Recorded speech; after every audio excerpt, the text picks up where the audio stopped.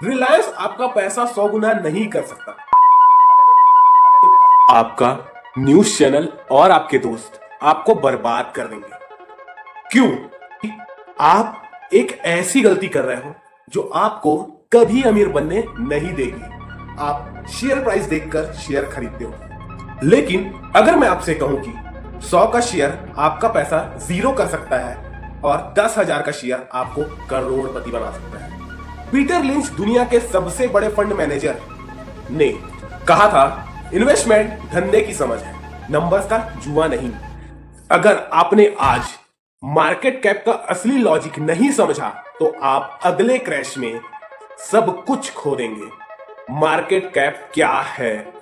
मान लीजिए एक पिज्जा जिसके 10 स्लाइस है और हर स्लाइस 100 रुपए का है। पूरे पिज्जा की वैल्यू 1000 है।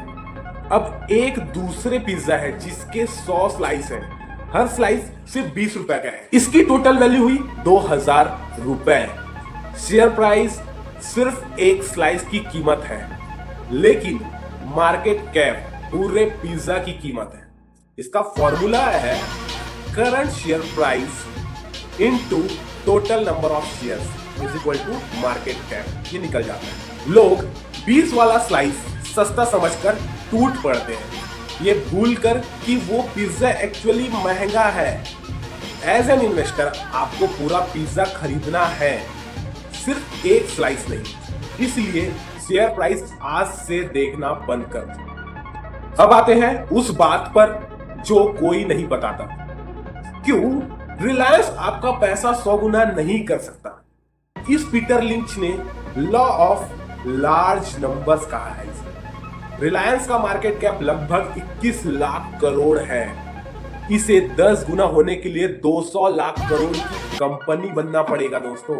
पूरे भारत की इकोनॉमी इसके आसपास है। क्या एक कंपनी देश के इकोनॉमी से बड़ी हो सकती है? यह तो नामुमकिन है ना। लार्ज कैप्स हाथी है, सेफ्टी देंगे पर 100 की स्पीड से नहीं दौड़ेंगे। असली पैसा स्मॉल कैप और मिड कैप में है। एक 500 करोड़ की कंपनी को 50,000 करोड़ बनने के लिए एक हिट प्रोडक्ट चाहिए बस। वो 100 गुना बन सकती है क्योंकि उसके पास खोने को कुछ नहीं है और जीतने को पूरा आसमान है। ग्रोथ हमेशा छोटी जगह से शुरू होती है, लेकिन रुकिए, हर स्मॉल कैप मिड कैप खरगोश नहीं होता, कुछ कचरा भी होता है। लिंच के 3 फिल्टर याद रखिए।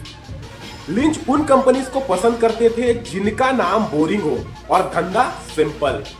अगर कोई कंपनी बहुत फैंसी सा दिख रहा है और बोल रहा है हम प्रॉफिटेबल तो नहीं है, हम तो लॉस मेकिंग कंपनी है, तो वो एक ट्रैप है आपके लिए। अगर किसी शेयर में बड़े mutual fund houses FII DII अगर नहीं है या फिर बहुत ही छोटा स्टेक रखते हैं तो वहां आपके लिए मौका है। जब ये बड़े प्लेयर्स उस कंपनी में घुसेंगे तब शेयर प्राइस होगा रॉकेट, क्योंकि बड़ा पैसा वहीं से आता है। दूसरा फिल्टर, अगर कंपनी अपने शेयर्स वापस खरीद रही है, मतलब बाय बैक कर रही है, तो मार्केट कैप कंट्रोल में रहता है और आपकी ओनरशिप की वैल्यू बढ़ती है। इसे पीटर लिंच गोल्ड माइन कहते हैं। अब एक ऐसी बात जो आपका होश उड़ा देगी। कभी कभी शेयर प्राइस वही रहता है, लेकिन गरीब हो रहे होते हैं आप। इसे कहते हैं इक्विटी डाइल्यूशन। जब कंपनी नए शेयर्स प्रिंट करके मार्केट में फेंकती है तो आपकी हिस्सेदारी कम हो जाती है। ये बिल्कुल वैसे ही है जैसे शरबत में पानी मिलाना। शरबत दिखने में उतना ही लगेगा पर स्वाद कम हो जाएगा, वैसे ही आपकी स्टॉक की वैल्यू भी कम हो जाती है। पेनी स्टॉक्स अक्सर यही करते हैं, वो आपको सस्ता शेयर देते हैं और पीछे से नए शेयर निकालकर आपकी वैल्यू लूट रहे होते हैं। हमेशा चेक करें क्या टोटल शेयर्स हर साल बढ़ रहे हैं। अगर हाँ तो भागिए वहां से। इन्वेस्टमेंट गैम्बलिंग नहीं है, मैथमेटिकल आर्ट है।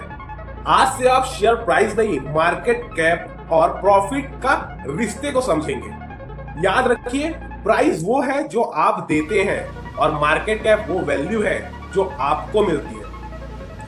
आपको एक होमवर्क करना है, किसी ऐसी स्मॉल कैप कंपनी का नाम कमेंट कीजिए जिसका प्रोडक्ट आप रोज यूज करते हैं और उसका मार्केट कैप भी 5,000 करोड़ से कम है। मैं पर्सनली चेक करके बताऊंगा कि वो 10 बैगर हो सकता है या नहीं हो सकता है, क्या अपॉर्चुनिटी है उसमें।